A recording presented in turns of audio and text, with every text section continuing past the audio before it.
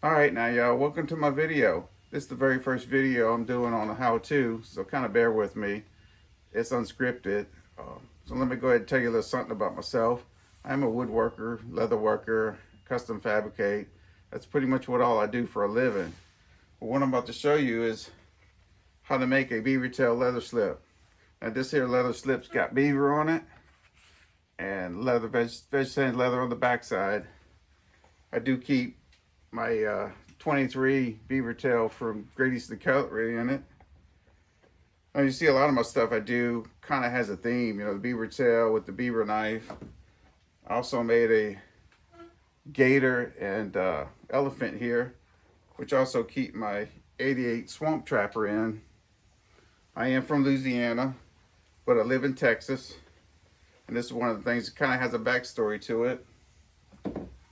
One of the things I use for my knives for too is out here in the shop. I'll sharpen pencils. I'll sharpen a pencil and I'll be damn about 30 minutes later, I done lost it. Gotta sharpen another one. That's pretty much the way it goes. Well, one of the things I also like to show you right now is a tip you could do with these prepaid cards, gift cards. I sometimes just grab a few. There'll be some on the counter, you know, let's grab a couple of them, bring them home. And some sandpaper. So crease your sandpaper, fold it in half. Take some of this spray, spray it down real good. Take the gift card, spray both sides of the gift card. Let it dry to where it's kind of tacky. Take your sandpaper, put your gift card in the middle there, fold it over. Then what you'll have is this when you're done. It's firm, it's easy to use. And when you got to sand your leather down, you sit there, you got something firm and flat, so you'll get a more even and clean edge. So just try to use sandpaper with your hand. You can sit there and control it a lot easier. And I'll show you something else I do with this once we get inside. So if y'all ready to get started, I am. Come on, y'all. All right, here we are at the workbench. I want to show you a little bit about the Beavertail when you order it. It comes basically like this, the whole tail. Sometimes there'll be imperfections. You'll see holes, pieces missing. There's a little spot right here. I don't know if you can see it. Also, there'll be cuts. There's a cut right here during the process of making this. And pretty much I get one slip out of an entire tail. You can see it was laying here. Kind of like that. One of the things about working with exotics is, depending on where you live, California, there's a whole list of things that you can't sell, send, or even ship there. One of them's gator. They won't, I have a problem if I ship gator to California. That's in a product. I don't know about Beavertail, but they seem to be pretty hard on all the exotics. So just beware of that. You know, I understand, you know, their point, but I mean, this once was on the back end of a beaver. And, you know, people have been using skins for thousands of years. You know, I'm pretty sure there wasn't some caveman protester in California, you know, yelling, hey, don't wear that woolly mammoth fur. It's inhumane. Well, but it's just one of the things you got to deal with when you're doing leather working, is each state has different laws. You might not be aware of it, but you can get yourself in some pretty serious trouble, especially if you use the U.S. Postal Service to do it. A private carrier like UPS, FedEx, the laws really don't apply to them as much. All right, so let's get into it. Let me show you the slip. You can see the detail a little better. It is lined.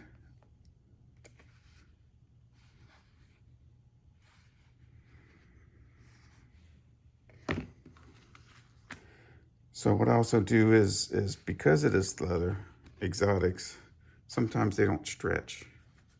You see this really doesn't give much at all. So how do you deal with that? I mean, how do you make something that isn't gonna stretch and form to a knife? like this, or this, I had to glue it on the curve. And what I do is, I'll show you in a minute out in the garage, is after putting the glue on, I shape it like this.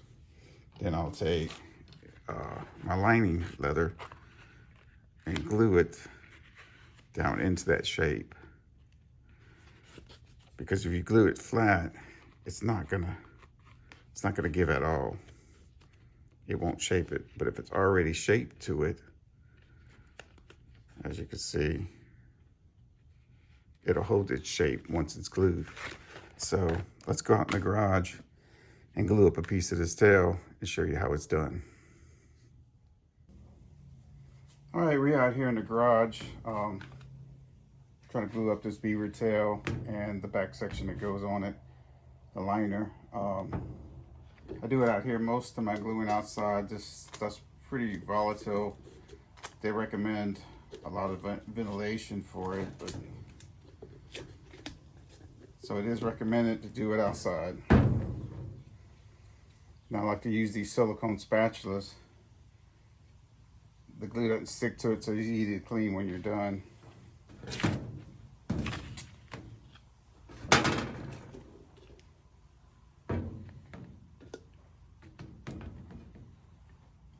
Dab you some glue on it.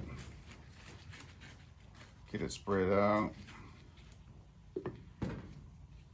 Take your spatula.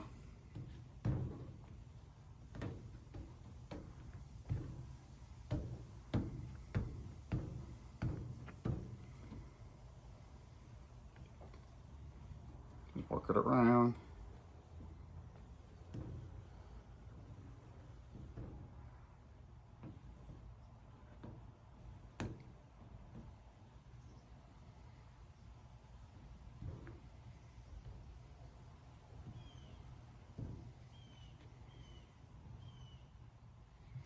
I like to scrape off the excess. That way the glue dries more even.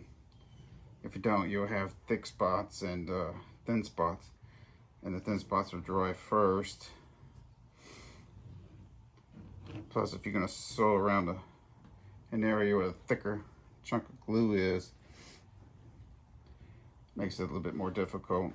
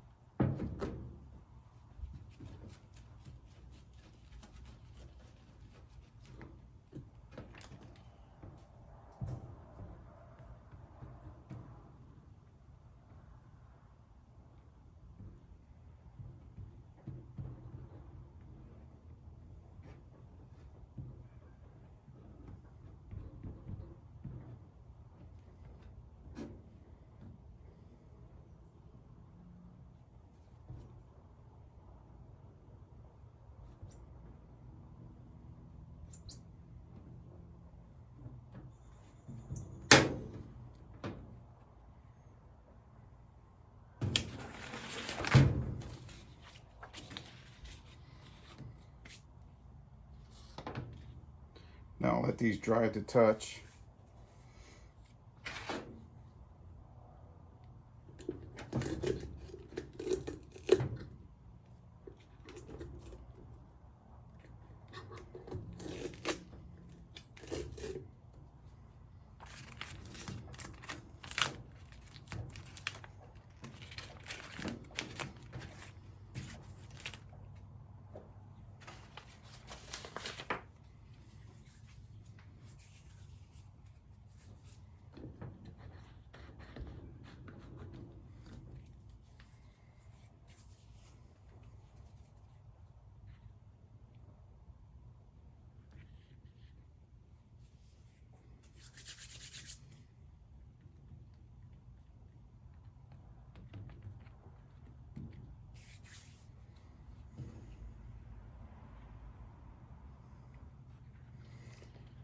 As you see, I'm trying to glue it on a curve because this stuff really doesn't stretch real good, so.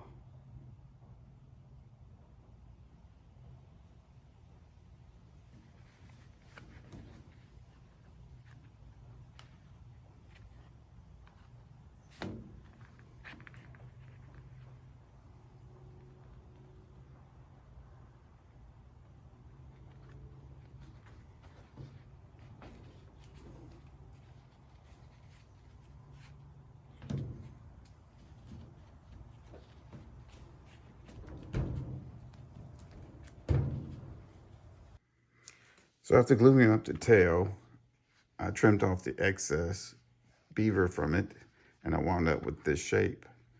And I glued all the pieces together, marked my stitching, and began to stitch it. But first I had to stitch this section first, then glue it together. Some of the cutting tools I use, a round knife. You can see how thin it is. It'll give you a very fine cut.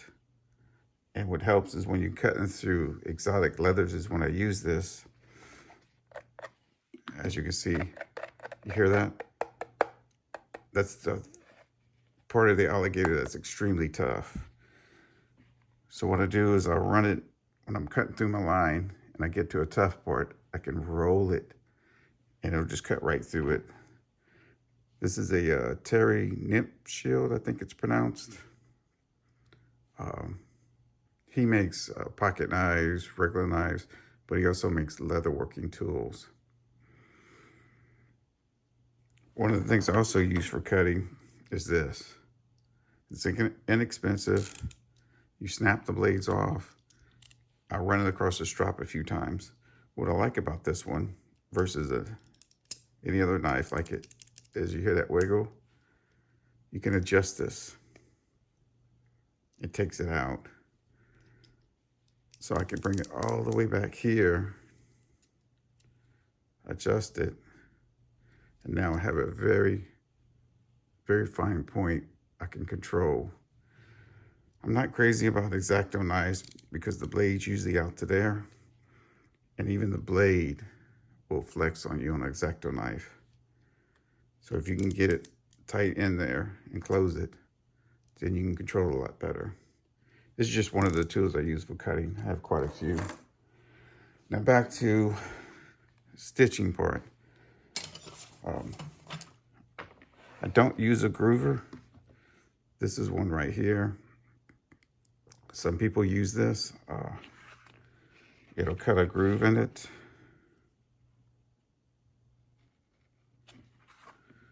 Like that.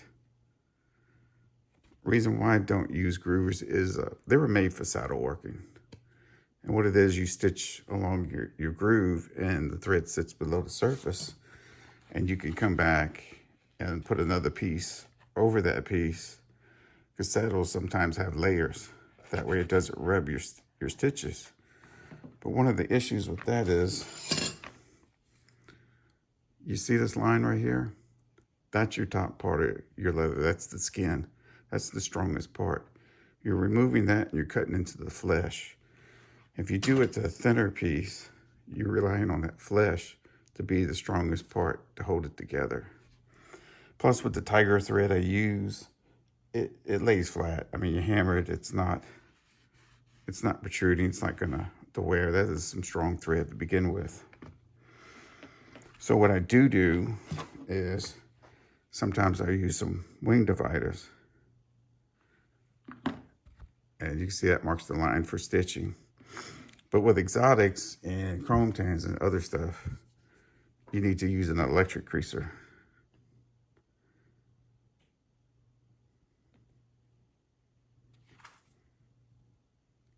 You can see the line there.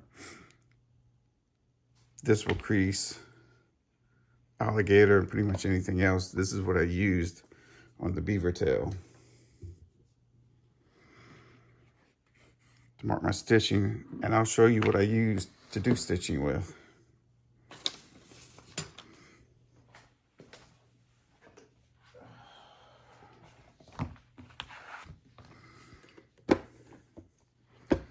I use Curious Blade Punch. Now I did make this. This is not from the company.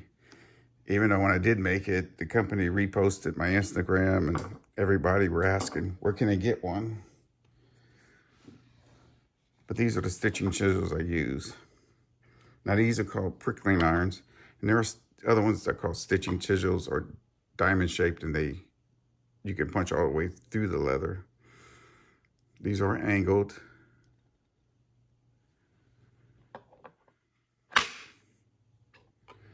And typically I use a 3.85 for a size 6.0 thread.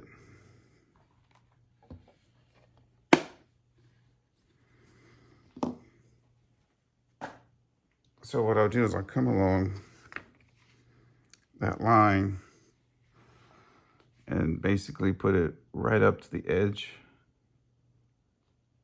of that line. And this is the maul I use for hitting it with. And I grab it up to here. If you're grabbing it here, then chances are it's gonna wobble and you're gonna get an uneven cut, but you get control of it here. And here, the leather was thin enough that it went completely through. But you can see the lines it made. And it's right along the crease I made with the electric creaser. Now, there are other tips you can use to create different creases, other tools. For edging, there's a wax tool. If I wanted to make this a lot prettier or shinier, there's wax tools. There's all sorts of tools for these creasing machines. But that's pretty much the way I did it here. Went along, I did this section separately, and then this section. Now when you get to thicker leather, punching all the way through it becomes extremely difficult. Not just punching through it, but getting your stitches to line up in the same area here and here is extremely difficult. So people will put their stitches further away from the edge. If it was closer to the edge, chances are you're going to come out through the back side right here along the edge. So further away gives you a little bit of leeway of not being perfect, but that is one of the issues most people have, is coming through the back side perfectly. Now this video isn't so much showing me making this slip. I'll do other videos of that. I pretty much want to show you the process of making it. So if it's something you really want to do or do later, you got the idea of it. Now one of the other things I do is sanding. This is that gift card sanding block that I showed you how to make out in the garage. And I would use either this, or you can even use a strop. But what you do is you lay your card up to it, and then you rub your piece, back. What that does is this holds it at a 90-degree angle. So when you're sanding, you're not sanding like this, you're not getting it off. So you can hold it against something flat. And I go one direction. If it's really bad, you could go kind of quick in two directions, but to finish it off, I always go in one direction. That way it does lay flat and it comes out smoother if you go in one direction. If you're going back and forth, then you're constantly got the grain doing this. And work your way up to, as high grit as you want. And do not push when you're doing it. Don't push hard into it, because you'll push the uneven layers back. So if it's like this and you got to sand them flush, if you're pushing into it, it'll just smush it up. You're not sanding it. So just take light passes. It may take a while. As you can see, like this is uneven here.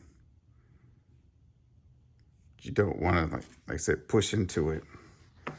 That's one of the tips I use for this. You can also do a little freehand cleanup like that with it. If you want to round over the edges. That's another tool I do use, is an edger. Let me grab it real quick.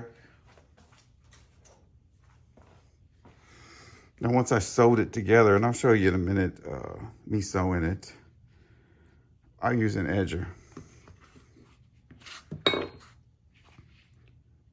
So I'll come along this edge here and just take off. If you could see that, just enough to where it champers the edge. And you get a good even chamfer along the way, as you can see here where I started. And this is the piece that takes off. As you can see, it's kind of rounded here.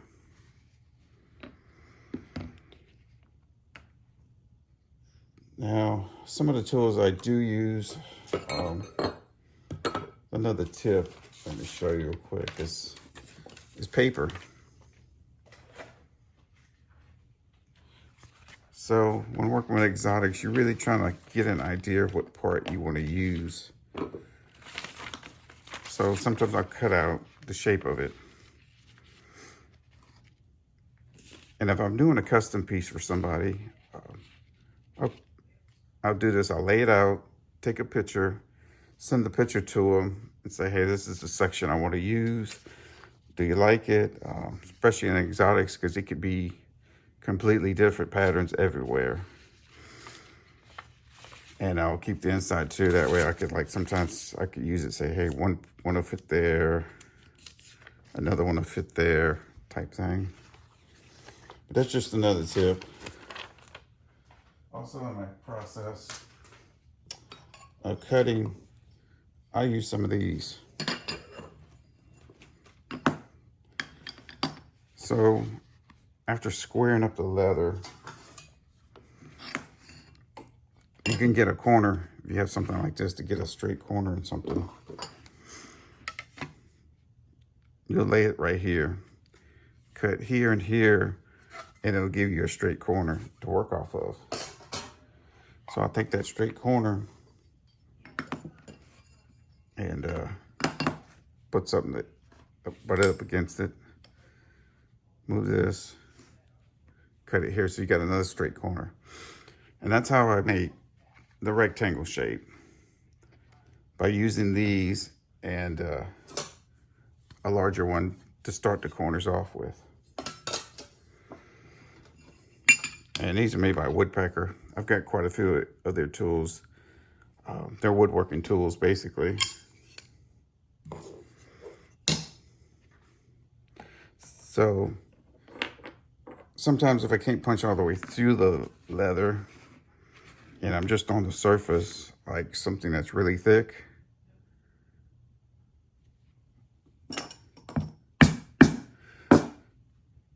this is why they're called prickling irons. Stitching chisels, like I said, go all the way through. Sometimes, not all the time. But when you have something this thick, you can go through it easily with just a stitching hole and sew it, and then you move to the next hole.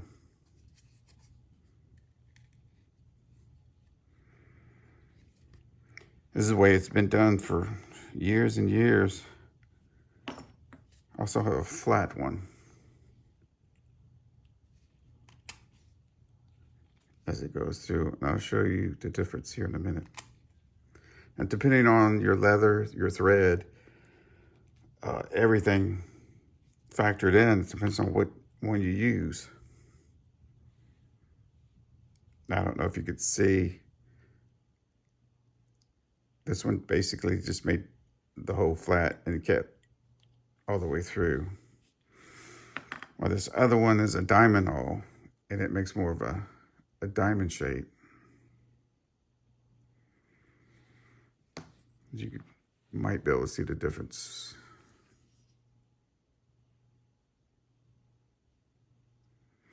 If not, you can look them up online. And that's just a few of the tools I have and some of the stuff I use. Another tip is when holding patterns down or holding tools down, I use these brass weights. And I got these off of eBay from a machine shop that was just selling their cutoffs. And sometimes I'll use it, you know, if I need to hold something down, you know, keep this from moving. That way I can use the hands together. I can run this, put it there. If I need to remove this, it'll be out of the way. It's still holding it. And I can come in, now I got it. I can take my knife, cut it out. Different situations. I also use the other one for gluing up. When I had to glue up this sheath, I used this.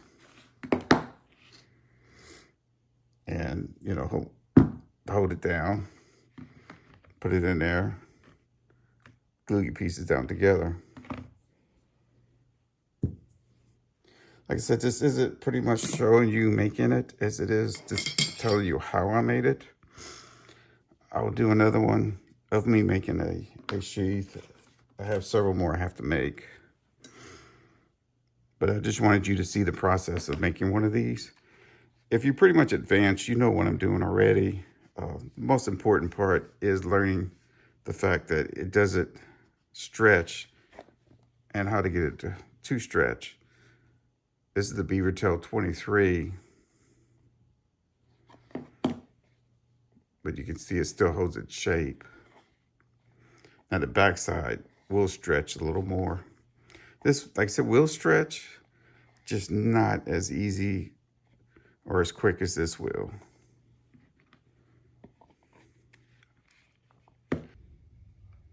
All right, now that I had glued up the top, I trimmed off all the excess, glued it to the backside, and stitched up the areas that will be opened.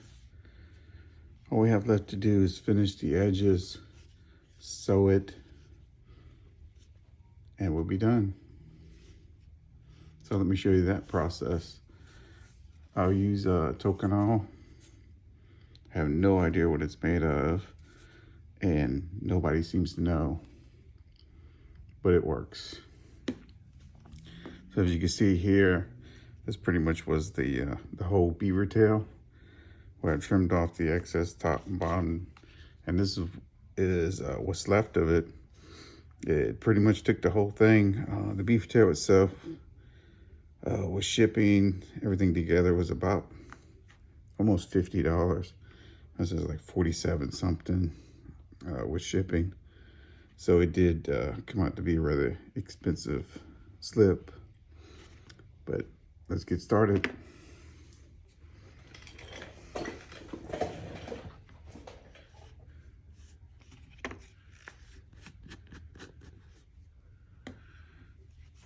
Now what I do is I'll use an edger to trim up the edges to give it that roundness to it,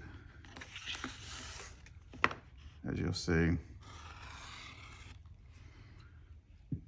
this is pretty much what it takes off. There's different size edgers depending on how much of an edge you want to put on it.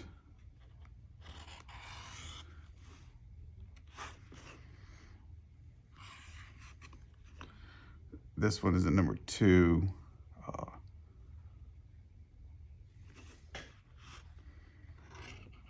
Which I believe takes off about 1.2 millimeters or something. It's not a lot, as you can see.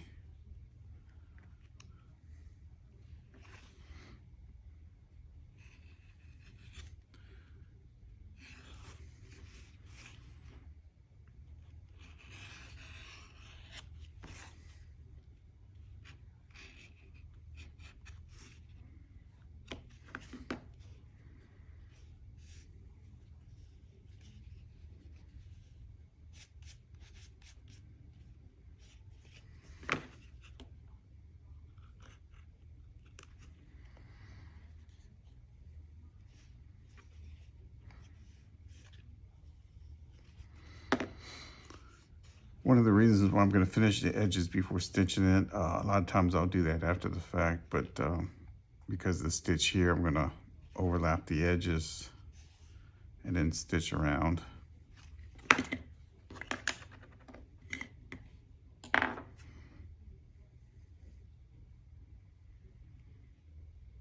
I do have an applicator I usually use for this, but can't seem to find it right now.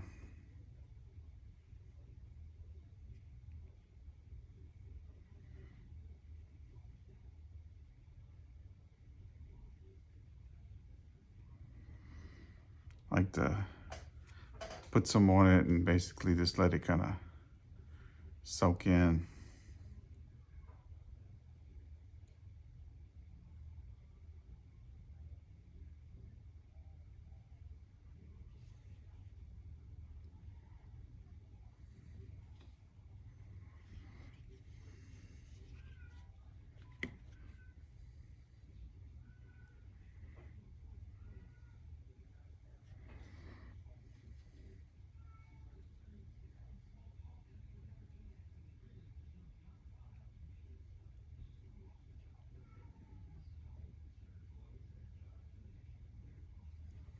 go. Let's get a paper towel and wipe off the excess.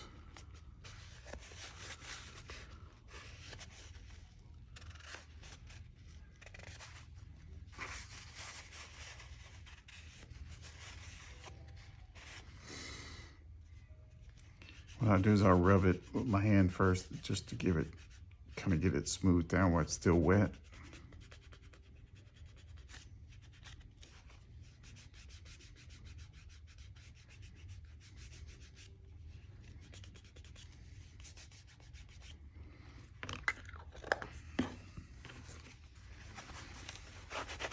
Take some canvas.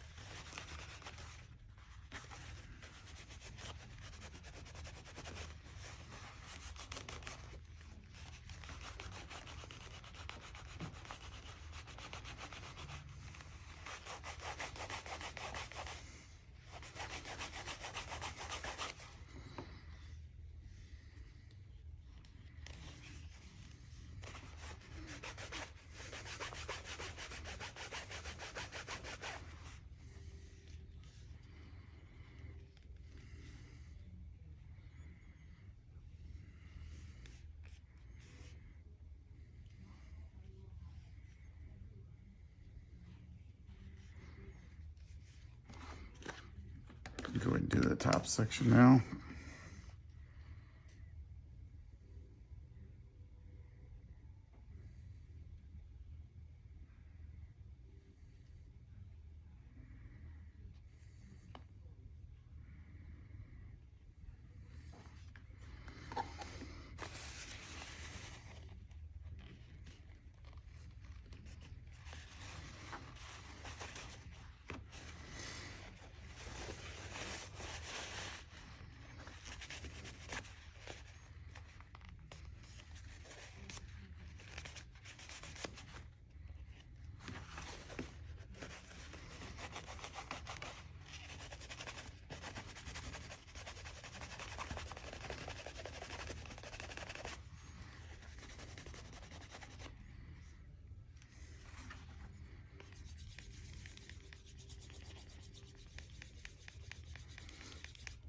You can use a wooden slicker like this too. Just adds a little bit extra shine to it.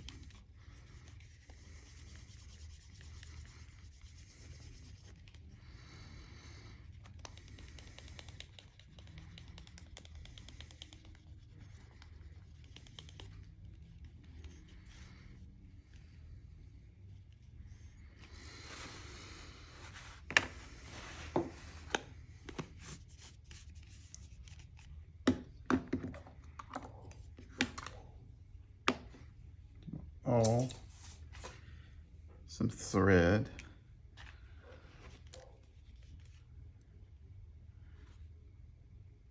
I did leave the edges somewhat, natural. I didn't dye the edges.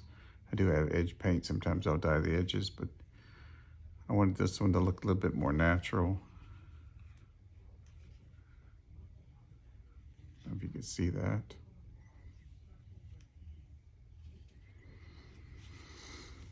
You can also see how it's curved from when I had to glue the Beavertail. It's still curved, but once I'm done sewing it, I'll be able to open it up and fit the knife in it.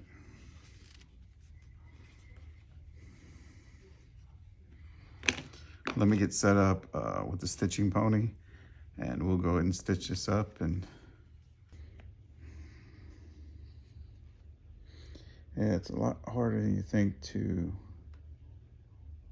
sit here and sew and talk. Usually I just do this, it's quiet. Kind of my quiet time, I don't have anything going on while I'm doing it.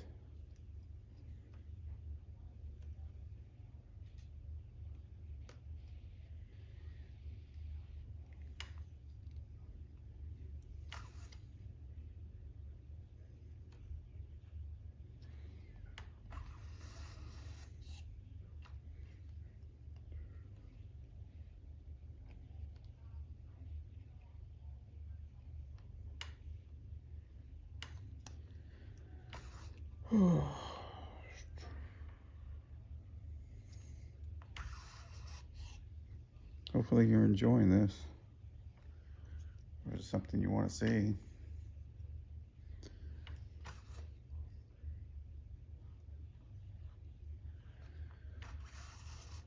I know one thing about knife collecting is it has gotten insane. You know, it's like people trying to buy knives. It's like Black Friday used to be, you know.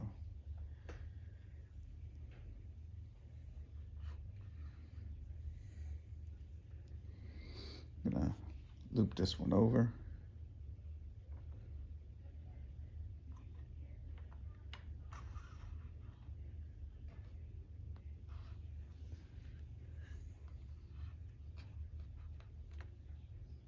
Up at the camera. Sorry about that.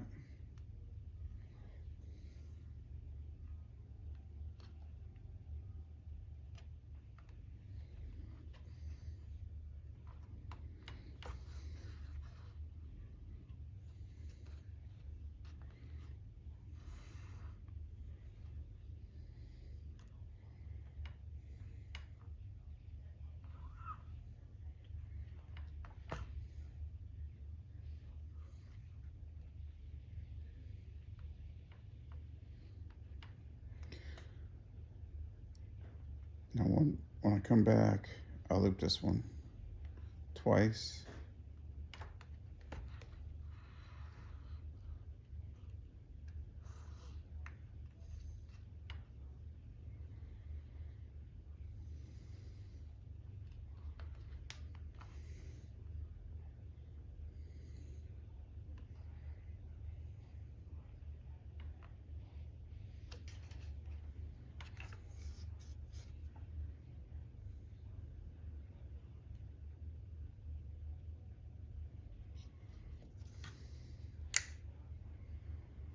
Go one more.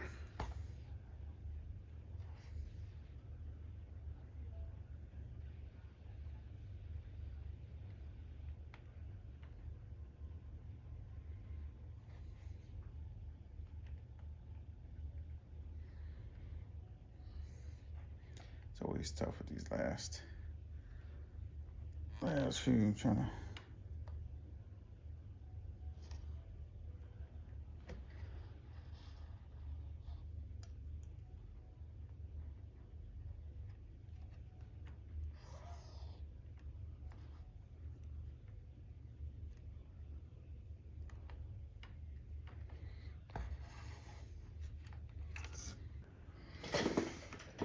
All right, what I normally do is cut off a little bit like that, and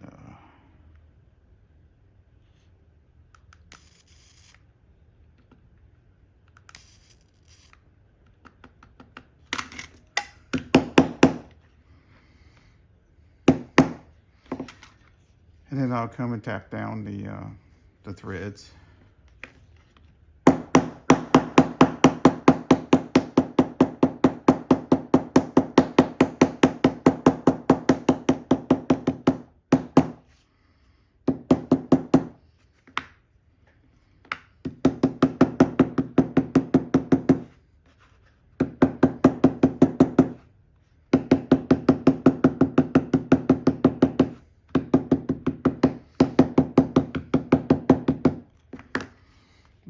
With the tapping down the threads, just makes it flush with the surface, so you don't get that rubbing the threads.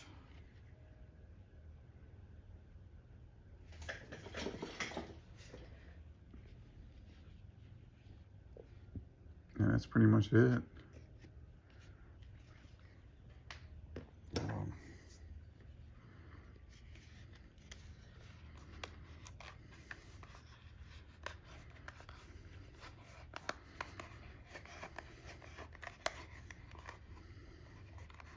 It's going to take a bit to get it shaped.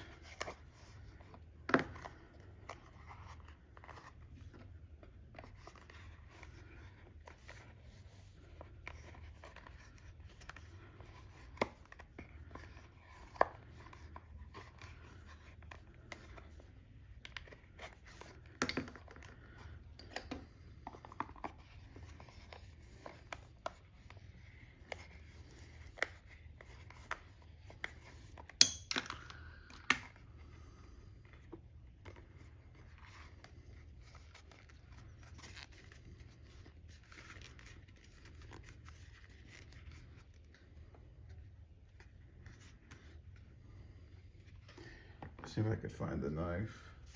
Oh, here it is.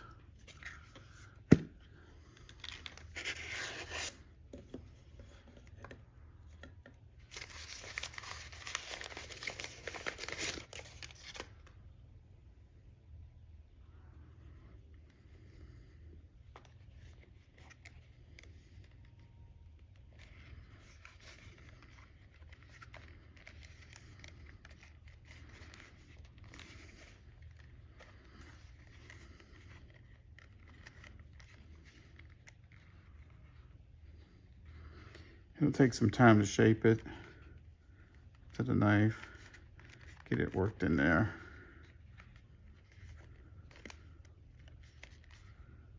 That's pretty much it. All right, now that I showed you some of my stitching, we'll just sit here and talk for a minute. This is what I use to burn my stitches. It needs to be recharged. It is chargeable, and it does do an arc, and that's how I burn the thread. It's to the end. Just put it in there. Just seems to work okay for this thread. Other threads you can't burn it. You have to glue it. You have to tie it and glue it. Sometimes I'll work the needle inwards till it comes out the middle. Like this gap right here, I'll work the needle and kind of work it up through there, tie it off, tuck it back in, and squeeze it back down to hide it. Sometimes it just doesn't look good to have it burnt on the outside. Like right here, I really don't like that. Like I said, I prefer to hide it. That's one of the things about this thread. This is what they call tiger thread. It's made in Germany, Ritze tiger thread.